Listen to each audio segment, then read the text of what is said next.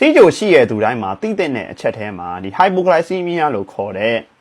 ဆေးကြိုပြုတ်ကျခြင်းဟာထိတ်ဆုံးအောင်ပါတယ်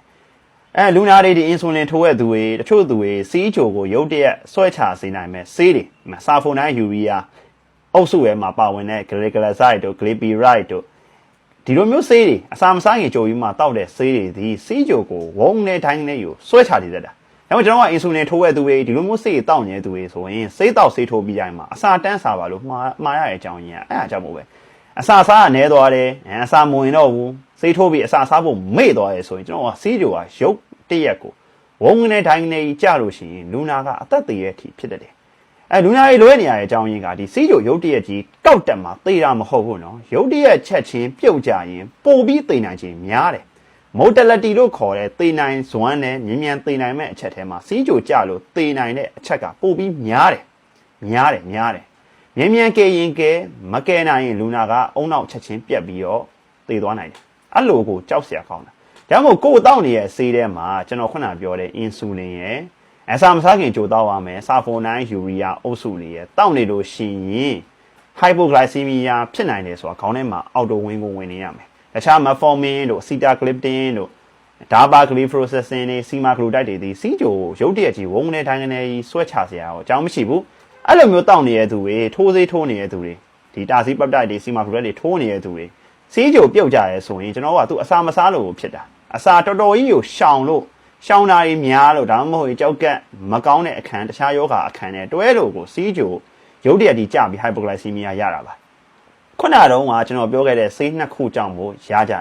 များတယ်။ Okay အဲ့ဒီတော့ကျွန်တော်ကဒီစီးကြိုကြတဲ့လက္ခဏာကြီးဘာလဲဆိုတာအရင်ဆုံးသိထားရမှာ။ကျွန်တော်ဆိုရဆေးကလာပြရဲခုနဆေးနှမျိုးအင်ဆူလင်ညွှန်ထားတဲ့လူတွေစာဖနိုက်ယူရီးယားညွှန်ထားတဲ့သူတွေဆိုကျွန်တော်ကစီးကြိုကြနိုင်တဲ့လက္ခဏာတွေကိုအမြဲတမ်းမှားရတယ်။မှားလို့ရှိရင်ခုနပြောခဲ့လို့ပဲလူနာသေတတ်တာ哦။ဘာလဲဆိုတော့ကျွန်တော်ကရင်းတုံတယ်။ရင်မထဲမှာနေလို့မကောင်းဘူးဆရာရင်ထဲမှာတလက်ကြီးတုံနေတာပဲ။ချွေးစီပြန်လာတယ်လက်တွေတုံတယ်ကြောင်6ဖြားတွေဖြစ်တယ်ပြီးတော့ညဘက်မှာအိတ်လိုက်တယ်အိမ်မဆိုးတွေတားမှတ်တယ်အိမ်မဆိုးမှတ်တာလည်းပါတယ်နော်တချို့ကကြောအိမ်မဆိုးမှတ်တာကအေးရပြက်လို့တခြားစိတ်ပီစီမှုများလို့ထင်ခဲ့ကြတာအဲ့လိုမျိုးလည်းမဟုတ်ဘူးတချို့ကြောလည်းဒီစီးကြိုစေးတောင်းနေပြီးညဘက်မှာအိမ်မဆိုးတွေတားမှတ်ပြီးတော့ကြောင်6ဖြားနဲ့နိုးလာရင်ကျွန်တော်စီးကြိုဖောက်ကြည့်တယ်နဲ့အဲ့လိုမျိုးအခြေအနေမှာစီးကြိုကိုဖောက်လိုက်လို့ကနန်းအကြီးနဲ့ဆိုရင်82အောက်ကနန်းအသေးနဲ့ဆိုရင်4အောက်ကြရင်ဒါစီးကြိုကြရင်လို့သတ်မှတ်တယ်ကြရင်လည်းဘာလို့ရမလဲဆိုကျွန်တော်ထိုင်ကြည့်နေလို့မရဘူးစေယုံစေကန်းကိုချက်ချင်းခေါ်လာစရာလည်းမလိုဘူးလူနာသတိကောင်းနေရခုနပြောခဲ့သလိုမျိုးလက္ခဏာတွေရှိလို့ရှင်ရင်အချို့မြန်စားအချို့ဆိုတာတကြားလုံးစားလည်းရတယ်ပြားရည်တစုံတောက်လည်းရတယ်အချို့ရဲမှာဆိုဒီရှက်ဘူးတွေအချို့ရည်တာအချို့ရဲ့ဟာတွေထည့်ပြီးမှတောက်လို့ရတယ်အချို့မဝါစားပလိုက်လည်းရတယ်လုံးဝစားပြီးရဲ့အချိန်15မိနစ်လောက်စောင့်လိုက်စောင့်ပြီးရင်လက်ထိပ်ပြန်ဖောက်လိုက်တကယ်လို့4ကြော်သွားတယ်5တို့6တို့ခဏန်းကြီးနဲ့ဆိုရင်100ကြော်သွားရင်ဘာမှဆိုရင်စရာမရှိတော့ဘူးဒါပေမဲ့ကျွန်တော်ခုနကပြောခဲ့သလိုမျိုးစေယုံစေကန်ချက်ချင်း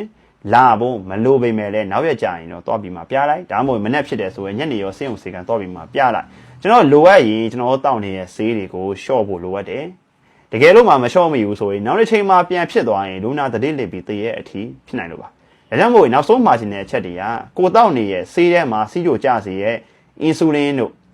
စာဖိုနိုင်းယူရီးယားအုပ်စုတွေပါလို့ရှိရင်ခုနပြောရဲ့လက္ခဏာတွေပေါ်လာလို့ရှိရင်မပေါ့ဆပါနဲ့လက်ထိပ်မြန်ဖောက်ပါလက်ထိပ်ဖောက်လိုက်လို့ကျွန်တော်ခုနပြောတဲ့82အောက်သို့မဟုတ်4အောက်ရောက်လို့ရှိရင်စီးကြိုကျရလို့သတ်မှတ်ပြီးတော့အချို့မြန်စားပါလို့ပဲဒီနေရာမှာတိုက်လို့ချင်ပါတယ်